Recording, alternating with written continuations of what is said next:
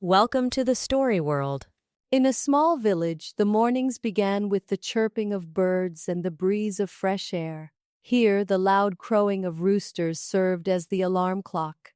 9-year-old Annie woke up, rubbing the sleep from her eyes. Today was the biggest day of her life.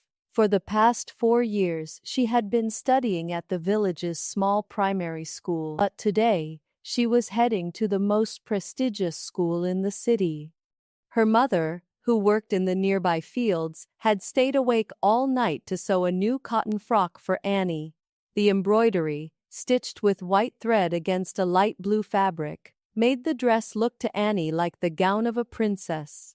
Her mother oiled Annie's hair, braided it into 2 pigtails, and said, "My child, the city is vast. Its buildings will be towering, and perhaps the dreams of its people will be just as grand. But never abandon your simplicity or your values. Remember, only those trees endure at great heights whose roots run deep into the earth." Annie hugged her mother, picked up her bag, and headed toward the bus stop. As the yellow bus crossed into the city limits, Annie's jaw dropped in sheer amazement. The towering buildings looked as if they were reaching out to touch the sky. Everywhere she looked, there were cars, the blare of horns, and people rushing about. Annie began to miss her village deeply, a place where everyone knew one another and where peace reigned supreme. Her nervousness intensified the moment she arrived at the school. The school building itself resembled a palace. When she entered her classroom, she realized that the atmosphere there was entirely different. The children stood in small groups. Gleaming watches adorned their wrists, expensive branded shoes covered their feet, and they conversed in English, a language Annie could understand well enough, yet felt too hesitant to speak herself. As she headed toward her seat, a boy named John stopped her. John was the most popular boy in the class. His father was a prominent businessman in the city. Flaunting his expensive watch, he said, "Look here, guys, it looks like someone from a museum has joined our class. Annie, do you even have electricity in your village, or do you still study by the light of an oil lamp?" The entire class erupted in laughter. Jane, who was John's friend, touched Annie's bag and remarked, "Yuck! It smells like cow dung." Tears welled up in Annie's eyes, but she composed herself. The class began. The math teacher, Mrs. Joseph, was known to be a strict woman. She wrote a complex problem on the blackboard, a question that required not only calculation but also logical reasoning. The question was, if a well is 30 feet deep and a frog climbs 3 feet up each day but slips 2 feet back down at night, how many days will it take for him to get out? John immediately raised his hand and proudly declared, "Ma'am, 30 days. Jane chimed in. No, 28 days. Everyone offered their own arguments. Just then, Mrs. Joseph's gaze fell upon Annie, who was sitting quietly in the corner, silently counting something on her fingers. "Annie, do you know the answer?" Mrs. Joseph asked. Annie slowly stood up and said, "Ma'am, it will take him 28 days. Because by the end of the 27th day, he will be at 27 feet, and on the 28th day, when he makes a 3-foot leap, he will climb straight out. Then he won't even get a chance to slip back down." Silence fell over the entire class. Mrs. Joseph clapped her hands and said, "Wonderful. This is what it means to think deeply." John's face fell. He could hardly believe that a village girl had answered before he did. The next day, after lunch, the teacher made a sudden announcement. "There will be no regular lessons today. Instead, we will have a short test. You are to write down the names of the 7 wonders of the world." Along with the rest of the class, John and Jane immediately began to write. It was very easy for them. They had traveled abroad during their holidays just the previous year. In his notebook, John wrote in beautiful handwriting, the Taj Mahal, the Leaning Tower of Pisa, the Colosseum, Petra, Machu Picchu, the Great Wall of China, and Christ the Redeemer.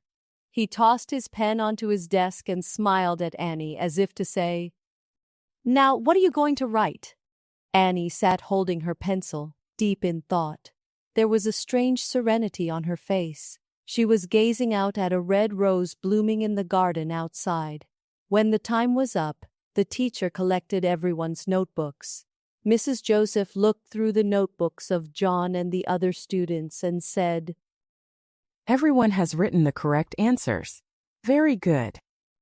But the moment she opened Annie's notebook, her expression changed. Her eyes welled up with tears. The teacher quieted the entire class and said, Children, you have all listed buildings made of stone and brick. But what Annie has written, that is what truly makes us human. Listen to Annie's 7 wonders. First, the ability to see. We can behold the wonders created by nature. The blue sky, the green forests, and the flowing rivers. Second, the ability to hear.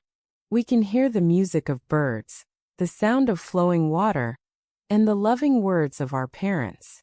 Third, feeling.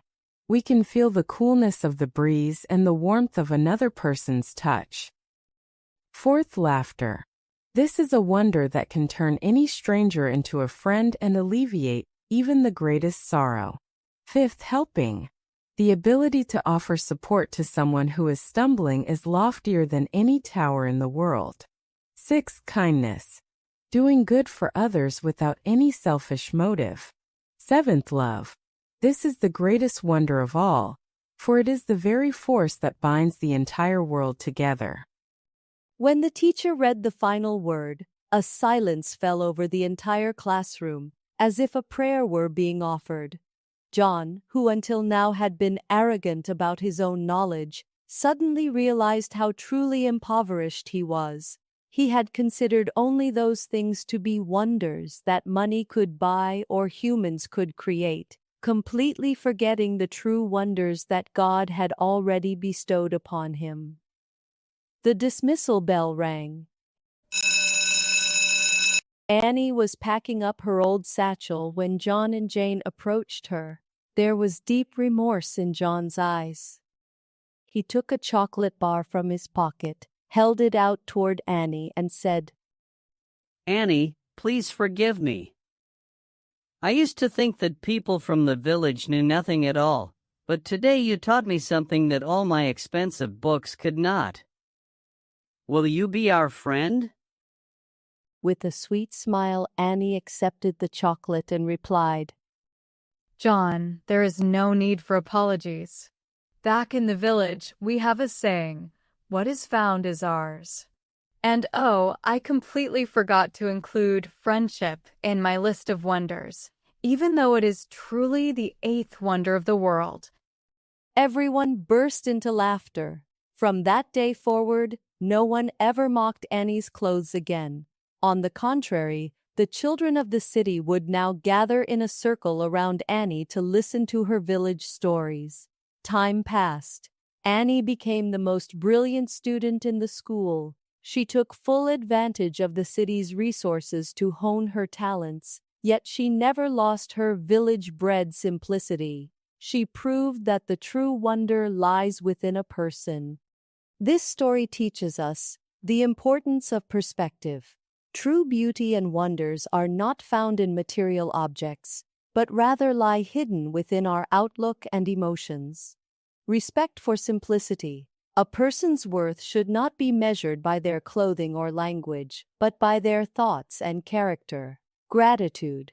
We should be grateful for the natural gifts that we often take for granted and overlook as ordinary.